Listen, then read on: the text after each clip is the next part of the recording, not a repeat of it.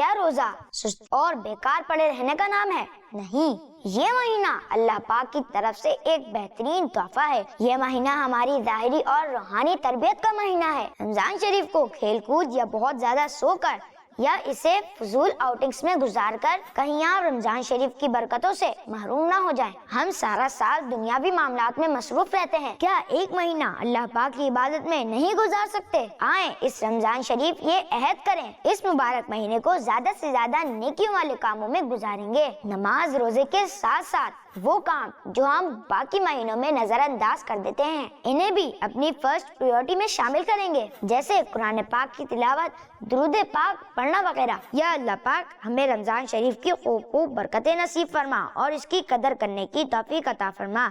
आमीन। बच्चों का मदनी चैनल आ गया, बच्चों का आ गया।